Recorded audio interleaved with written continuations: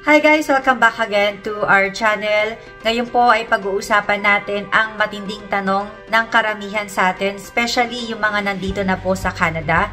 Ang tanong na may pag-asa pa bang ma-PR ngayong 2025? Merong good news, meron ding bad news. Isa-isahin po natin.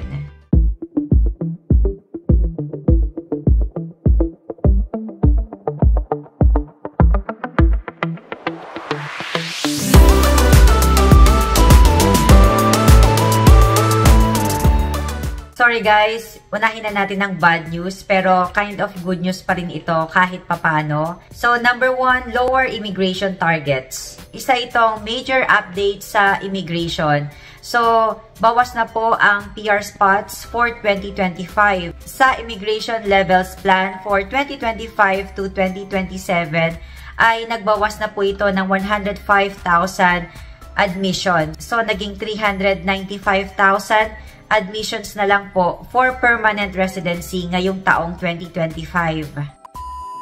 Pero good news guys, dahil 40% ay manggagaling sa mga workers or students na nandito na sa Canada. So kung nandito na po kayo at isa kayo doon sa mga category na yon, ay meron po kayong tsansa for permanent residency. And economic immigrants pa rin ang priority. So kung kasama po kayo sa mga industry ng IT, healthcare, or skilled trades, ay meron po kayong advantage and may mga PR pathway po na designated sa mga industry na ito. So maganda talaga na makapagbasa tayo sa mga government immigration websites para maging aware tayo sa mga requirements. And alam naman din natin guys, no, ang pagiging worker, student, talagang limited ang time matatapos ang ating mga permit. Kaya maganda na maaga pa lang alam na natin yung proseso. Marami naman pong mapapanood na at mababasa rin para maintindihan natin yung proseso. And generally, ang mga PR pathway ay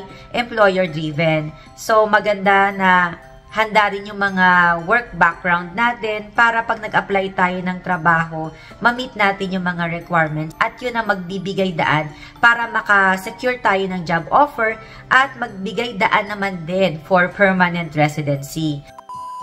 And gusto ko lang din mag-share ng aming experience, no guys. Bago pa man kami tumapak ng Canada, ay aware na po kami kung ano yung mga express entry, mga provincial nomination, and pinili namin yung province na nakikita namin na meron kaming magandang tsansa at pasok ang work background sa province destination. Dahil big booster po talaga sa PR application ang mga provincial nomination kung makapag-penetrate na po kayo kaagad-agad sa mga province na destination ninyo. Maganda po sa mga work permit na 1 year pa lang ay makapag-apply na po kayo ng PR pathway. At sa mga students din po, may mga nakakausap din ako lately na nangangamba nga dahil mapapaso na ang kanilang mga permit.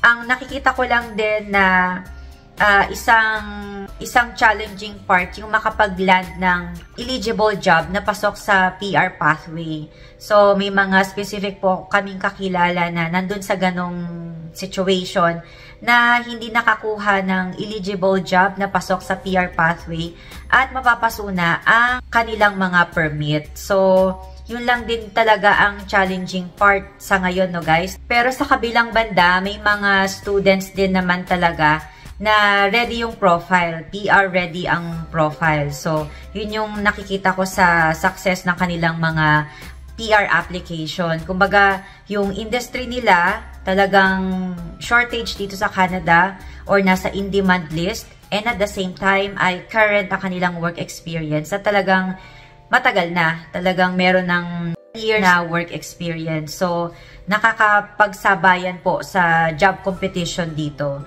So, yun nga din yung na-mention ko before na yes, there is a job competition, pero ang another question ba ay pasok na ba tayo sa job competition?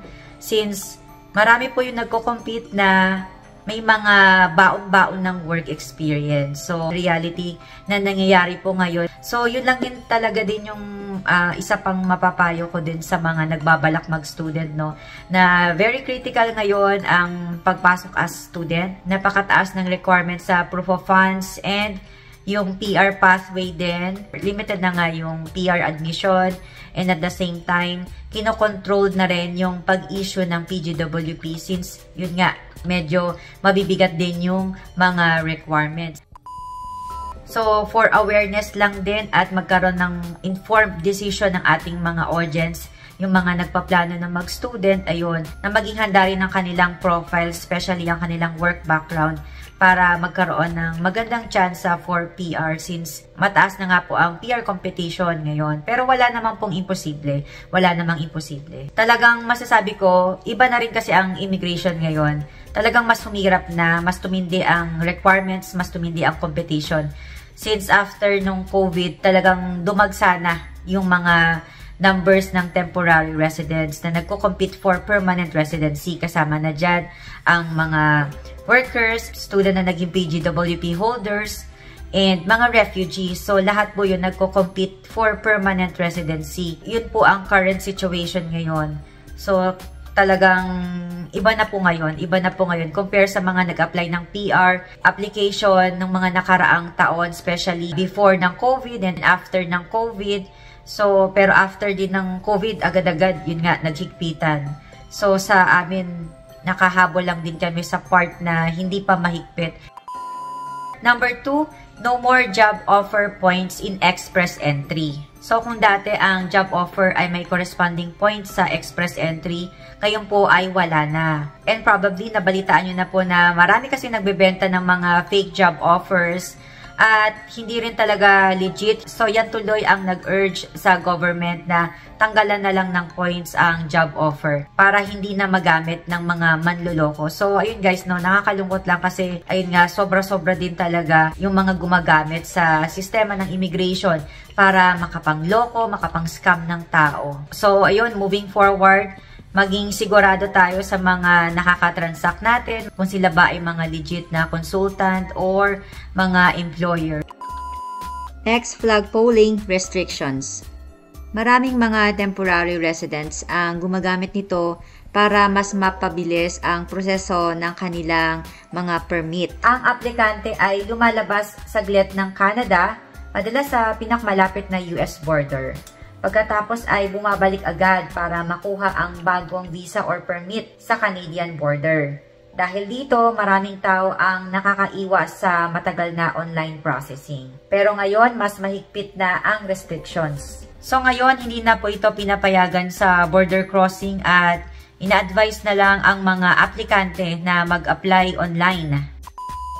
Next, focus on Francophone immigration. So, kung marunong po kayong mag-French or may desire kayo na mag-aral ng French, ayun, mas maganda ang tsansa natin para makapag-apply sa PR application. So, this year, 2025, ay may nakaalat po na 8.5% ng PR slots para sa mga French speakers. And then, for 2027, ay tataas ito magiging 10% na. So, I think, ini-encourage talaga na maging dominant or at least magkaroon ng big numbers ang mga French speakers dito sa Canada. So, yun guys, kung gusto ninyong madagdagan ng points ninyo, baka ito na ang panahon para mag-aral tayo ng French. May mga Pilipino ako na na-encounter sa social media na yun, natatawid nilang French. Salut, comment ça va? Next, good news naman, new immigration pilots. For this year, 2025, ay may mga bagong PR pathway po na pwede nating applyan. Ang bagong home care worker immigration pilots ay magbubukas po sa susunod na March 31, 2025. So, isa sa mga major requirement ang qualifying work experience. So, kailangan ay meron po kayong full-time na trabaho under NOC 44100. That is Home Child Care Provider, at yung pangalawa sa Home Support Worker, NOC 44101.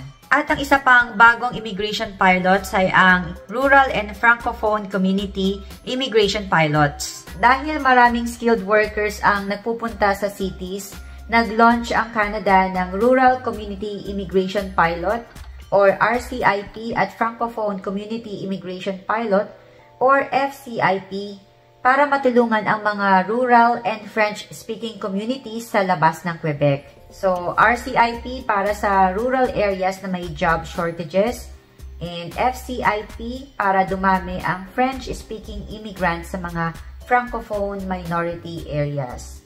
So, merong 18 communities ang kasali at tutulungan ng gobyerno ang mga local businesses na maghanap ng skilled workers na gustong tumira at magtrabaho doon. And meron din itong pathway to permanent residency, which is yan yung magandang part.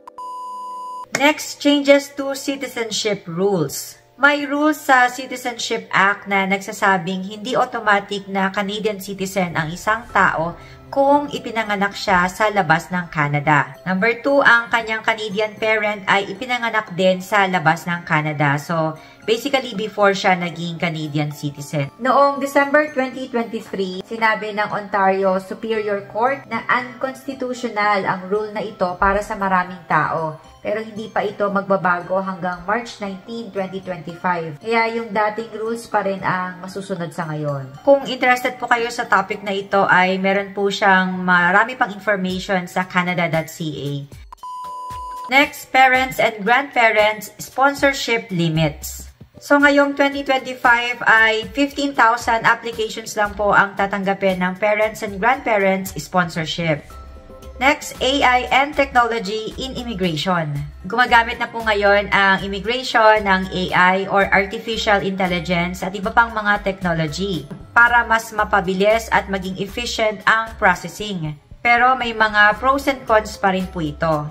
Meron na ring AI screening for faster processing. Ginagamit ang AI para mas mabilis ma-review at ma-approve ang mga applications, lalo na sa simple lang at straightforward cases. So, kaya guys, ano ang take ninyo?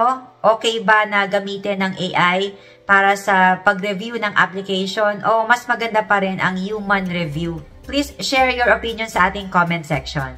Sa mga pabago-bagong polisiya ng immigration ay marami talaga ang nag-aalala at naiisip nila kung may pag-asa pa bang maging permanent resident ngayong taon. So, ayun guys, pero ganun pa man, kahit na may bagong rules sa immigration, ay hindi naman ito automatically na wala ng pag-asa. Maganda rin na mabigyan ng time na mabasa ang mga immigration website, ang mga provincial government website wherein nandun yung mga PR requirements.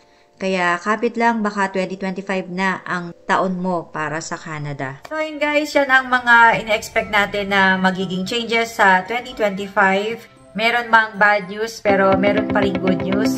So, ayun, maging updated lang po tayo sa mga changes. Hoping for the best for all of you. Thank you for watching. I'll see you again. Bye for now.